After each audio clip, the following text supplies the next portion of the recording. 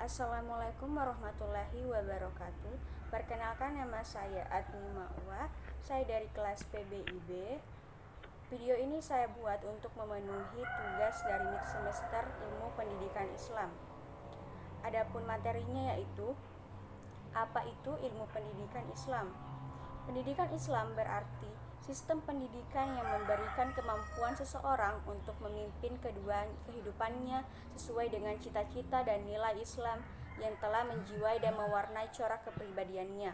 Dengan kata lain, ilmu pendidikan Islam adalah suatu sistem pendidikan yang mencakup seluruh aspek kehidupan yang dibutuhkan oleh hamba Allah. Sebagaimana Islam telah menjadi pedoman bagi seluruh aspek kehidupan manusia baik duniawi maupun ukhrawi.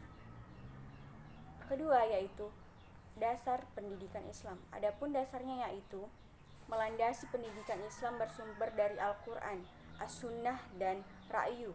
Ketiga sumber pokok tersebut digunakan secara hierarkis, di mana jika Al-Quran yang bersifat global sebagai pijakan utama dipersonalkan dengan penjelasan As-Sunnah. Jika dalam kedua sumber tersebut tidak ditemukan, maka penggunaan ra'yu hasil ijtihad para ahli dapat dijadikan rujukan dalam pendidikan Islam. Adapun tujuan pendidikan Islam yaitu menurut Abdul Fattah Jalal misalnya merumuskan tujuan pendidikan Islam dengan mendasarkan pada ayat Al-Quran, manusia beribadah hanya kepada Allah. Quran surah Al-Zariyat ayat 56, Al-Baqarah ayat 21, Al-Anbiya ayat 26, dan An-Nahl ayat 36. Ibadah menurutnya adalah mencakup semua akal pikiran yang disandarkan kepada Allah. Ibadah adalah jalan hidup yang mencakup seluruh aspek kehidupan serta semua yang dilakukan manusia berwujud perkataan, perbuatan, perasaan, pemikiran yang dikaitkan dengan Allah. Kemudian adapun lapangan penelitian pendidikan Islam yaitu 1. Perbuatan mendidik, 2. Anak didik, ketiga dasar dan tujuan pendidik Islam, keempat pendidik, kelima materi pendidikan, keenam metode pendidikan, ketujuh alat pendidikan, kedelapan evaluasi pendidikan, kesembilan lingkungan pendidikan.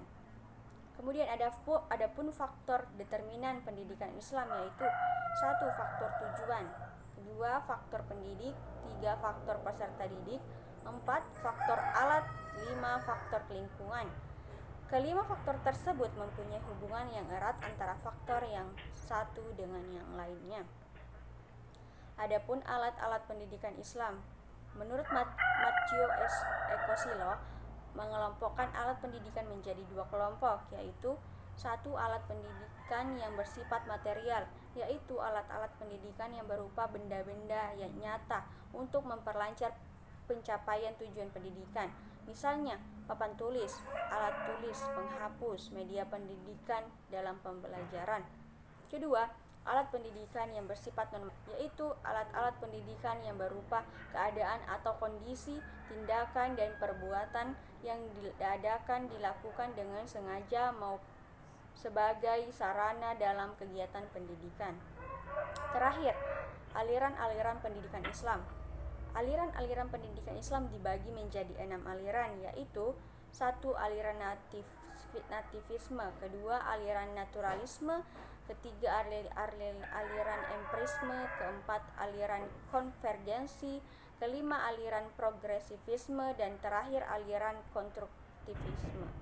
Baiklah, itulah tadi penjelasan materi-materi dari ilmu pendidikan Islam. Terima kasih atas kesempatannya. Wassalamualaikum warahmatullahi wabarakatuh.